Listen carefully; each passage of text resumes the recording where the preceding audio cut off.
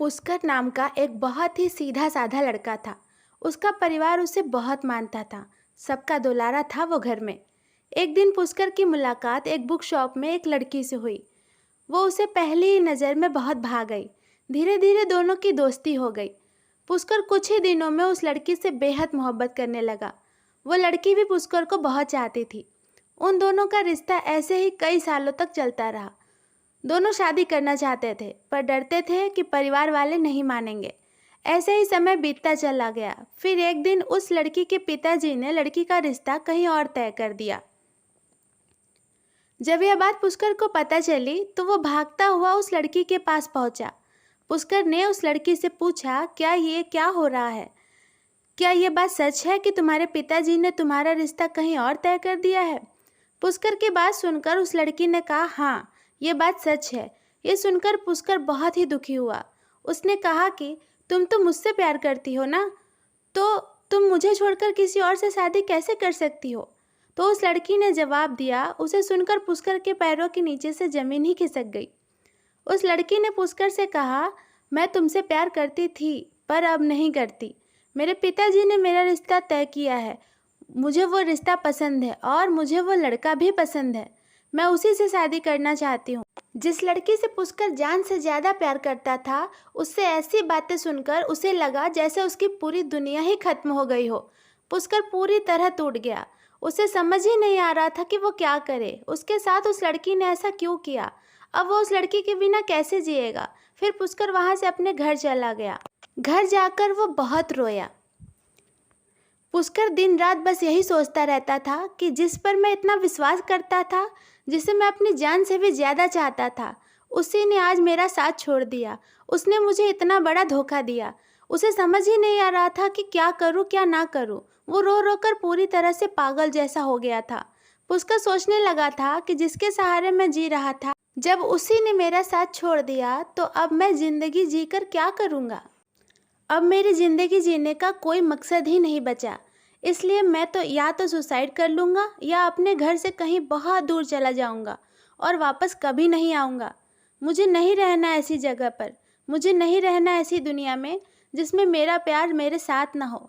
पुष्कर ने अपना सारा सामान बैग में पैक किया और अपने घर में बिना किसी को बताए वो घर छोड़ के निकल पड़ा। वो घर से कहीं बहुत दूर जाना चाहता था जहाँ उसके पास कोई ना पहुँच सके। पुष्कर रेलवे स्टेशन में बैठकर अपनी गाड़ी का इंतजार कर रहा था। ट्रेन के आने में अभी कुछ समय बाकी था, तो उसने सोचा कि कुछ समय प्लेटफॉर्म पे आराम कर लेता हूँ। तभी उसके पास एक लगभग 10 साल का बच्चा आया। वह बच्चा चाय बेच रहा था। उस बच्चे ने पुष्कर से कहा, भैया क्या आप चाय लेंगे? पुष्कर को उसकी उम्र देखकर उस पर दया आ गई। उसने उससे चाय खरीदी और उसको पैसे भी दिए। फिर उसने उस छोटे से बच्चे को अपने पास बुलाकर उससे पूछा, बेटा तुम्हारा क्या नाम है? उस बच्चे ने बताया, मेरा नाम रवि है और मैं करीब 10 साल का हूँ। पुष्कर ने उस बच्चे से कहा कि तुम इतने छोटे हो, तुम इतनी रात को स्टेशन पर चाय क्यों बेच रहे हो? तुम्हारा परिवार कहाँ है? तुम इतनी छोटी उम्र में काम क्यों कर रहे हो? रवि ने जवाब दिया कि भैया मेरा घर भी है और मेरा परिवार भी है, लेकिन क्या करूँ, काम करना मेरी मजबूरी है। मेरे पिताजी बहुत बीमार हैं। वो कोई काम नहीं कर पाते। उनके इलाज के लिए हमारे पास पैसे नहीं हैं।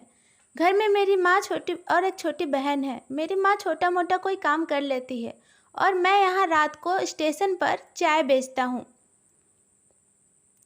और कुछ पैसे इकट्ठा करता हूँ ताकि मेरे पिताजी के इलाज के लिए कुछ पैसे इकट्ठा हो जाए और मैं अपने पिताजी का इलाज करा सकूँ। उस बच्चे से ये सारी बातें सुनने के बाद पुष्कर कुछ समय के लिए सन्न रह गया और सोचने लगा कि एक छोटा सा बच्चा अपने पिता के इलाज के लिए स्टेशन पर आकर मेहनत करता है और एक मैं हूँ जो एक लड़की के चलते अपने परिवार को छोड़कर कहीं दूर जा रहा हूँ।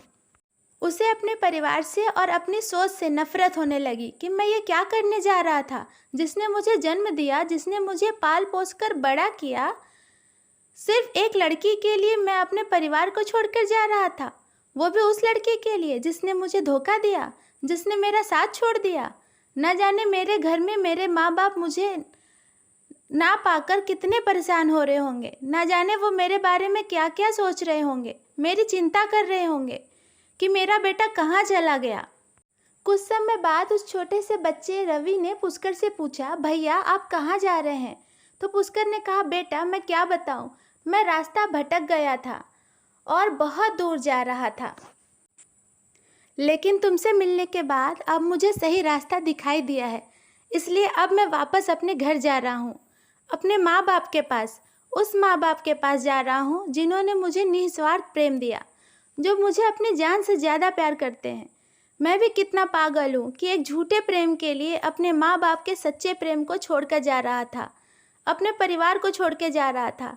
ये कहकर पुष्कर वापस अपने घर चला गया और उसने अपने माँ बाप से माफ़ी भी मांगी और अपने परिवार के साथ खुशी खुशी रहने लगा। पुष्कर को अब एहसास हो चुका था कि उसका फैसला कितना गलत था। जब हमारी ज़िंदगी में कोई आता है और कुछ समय बाद वो हमें छोड़कर चला जाता है, तो हम ज़िंदगी जीना छोड़ देते हैं। हम एक बार भी ये नहीं सोचते कि ये ज़िंदगी कितनी कीमती है। ज़िंदगी हमें हमारे माँ बाप ने दी है, हमें नाजों से पाला है, हमें हमारे माँ बाप की जान बचती है। क्यों किसी और के लिए हम अपने जीवन को ख़त्म करें?